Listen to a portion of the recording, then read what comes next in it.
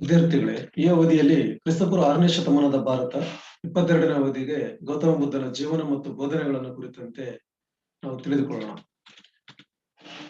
ಕ್ರಿಸ್ತಪೂರ್ವ 6ನೇ ಶತಮಾನದ ಭಾರತದಲ್ಲಿ ಗೌತಮ ಬುದ್ಧನ ಜೀವನ ಮತ್ತು ಬೋಧನೆಗಳನ್ನು ನಾವು ಮುಂದುವರಿದ ಭಾಗದಲ್ಲಿ ಅಷ್ಟಾಂಗ ಮಾರ್ಗಗಳು, ಅಷ್ಟಾಂಗ ಮಾರ್ಗ ಅಥವಾ ಮಾಧ್ಯಮಿಕ ಮಾರ್ಗದ ಅನುಸರಣೆಯಿಂದ ದುಃಖವನ್ನು ನಿವಾರಿಸಿ ಹುಟ್ಟು ಸಾವುಗಳಿಂದ ಮುಕ್ತಿ ಪಡೆಯಬಹುದೆಂದು ಬುದ್ಧ ಹೇಳಿದ್ದಾನೆ. ಅಷ್ಟಾಂಗ ಮಾರ್ಗಗಳು ಯಾವುವೆಂದರೆ ಒಳ್ಳೆಯ ನಡತೆ, ಒಳ್ಳೆಯ ಮಾತು, ಒಳ್ಳೆಯ ನೋಟ, ಒಳ್ಳೆಯ ಬದುಕು, ಒಳ್ಳೆಯ ಪ್ರಯತ್ನ, ಒಳ್ಳೆಯ ನೆನಪು, ಒಳ್ಳೆಯ ನಿರ್ಧಾರ, ಒಳ್ಳೆಯ ಚಿಂತನೆ.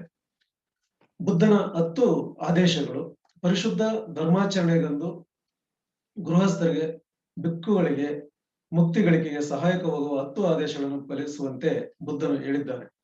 ಅವುಗಳೆಂದರೆ ಸತ್ಯವನ್ನು ನುಡಿಯುವುದು, ಕಳ್ಳತನ ಮಾಡದಿರುವುದು, ಬ್ರಹ್ಮಚರ್ಯ ಪಾಲಿಸುವುದು, ಪರರ ವಸ್ತುಗಳನ್ನು ಕದಿಯದಿರುವುದು, ಅಹಿಂಸೆ ಪಾಲಿಸುವುದು, ಹೂವು ಸುಗಂಧ ವಸ್ತುಗಳನ್ನು ಬಳಸಬಾರದು, ನೃತ್ಯ ಹಾಡುಗಾರಿಕೆಯಲ್ಲಿ ತೊಡಗಬಾರದು, ಸ್ತ್ರೀ ಸಂಘ ತ್ಯಜಿಸಬೇಕು, ಅಪಕ್ವ ಕಾಲದಲ್ಲಿ ಆಹಾರ ಸೇವಿಸಬಾರದು, ಮೃದುವಾದ ಹಾಸಿಗೆಯಲ್ಲಿ ಮಲಗಬಾರದು, ಮದ್ಯಪಾನ ಮಾಡಬಾರದು.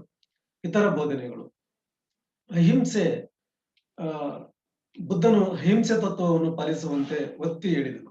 ಜೀವಿಗಳಿಗೆ ಹಿಂಸೆ ಕೂಡದು. ಪ್ರಾಣಿ ಬಲಿಯನ್ನು, ಬೇಟೆಯನ್ನು ಖಂಡಿಸಿದನು.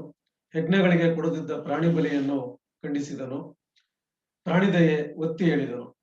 ಕರ್ಮ ಸಿದ್ಧಾಂತದಲ್ಲಿ ನಂಬಿಕೆ. ಬುದ್ಧ ಕರ್ಮ ಮತ್ತು ಪುನರ್ಜನ್ಮಗಳಲ್ಲಿ ನಂಬಿಕೆ ಹೊಂದಿದ್ದನು.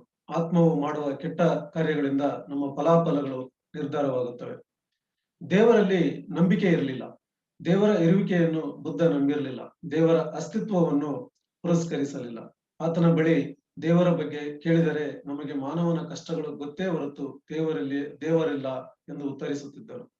ನಿರ್ವಹಣ. ಪ್ರತಿಯೊಬ್ಬನ ಅಂತಿಮ ಗುರಿ ನಿರ್ವಾಣ ಅಥವಾ ಮೋಕ್ಷ ಪಡೆಯುವುದು. ಐಹಿಕ ಬೋಧನೆಗಳಾದ ಆಸೆ, ರೋಗ, ಸ್ವಾರ್ಥ, ಮದ, ಹುಟ್ಟು, ಸಾವುಗಳಿಂದ ಮುಕ್ತಿ ಪಡೆಯುವುದೇ ನಿರ್ವಾಣ. ಜಾತಿ ಪದ್ಧತಿಗೆ ವಿರೋಧ. ಬುದ್ಧ ಜಾತಿ ಪದ್ಧತಿ ಖಂಡಿಸಿದನು. ಮಾನವರೆಲ್ಲರೂ ಸಮಾನರೆಂದು ಒತ್ತಿ ಹೇಳಿದನು. ಜಾತಿ ಮುಕ್ತಿಗೆ ಅಡ್ಡಿಯಾಗಬಾರದು.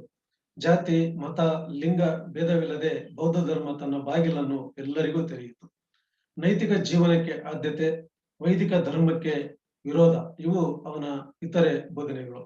ವಿದ್ಯಾರ್ಥಿಗಳೇ, ಗೌತಮ ಬುದ್ಧನ ಜೀವನ ಮತ್ತು ಬೋಧನೆಗಳಿಗೆ ತಾವು ಹೆಚ್ಚಿನದಾಗಿ ತಿಳಿದುಕೊಳ್ಳಲು LP ಶರ್ಮಾ ಅವರ ಹಿಸ್ಟರಿ ಆಫ್ ಏನ್ಸಿಯಂಟ್ ಇಂಡಿಯಾ ಅನ್ನುವಂಥ ಕೃತಿಯನ್ನ, KL ಖುರಾನಾ ಅವರ history of India early times to 1526 AD ಅನ್ನುವಂಥ ಒಂದು ಕೃತಿಯನ್ನ, HS ಶ್ರೀಮತಿ ಅವರು ಬರೆದಿರುವಂತಹ ಪ್ರಾಚೀನ ಭಾರತ ಎನ್ನುವಂಥ ಕೃತಿಯನ್ನ, ಪ್ರಮಿಳಾ ಥಾಪರ್ ಅವರು ಬರೆದಿರುವಂತಹ ಪ್ರಾಚೀನ ಭಾರತ ಎನ್ನುವಂಥ ಕೃತಿಯನ್ನ ತಾವು ಅವಲೋಕನ ಮಾಡಬಹುದು.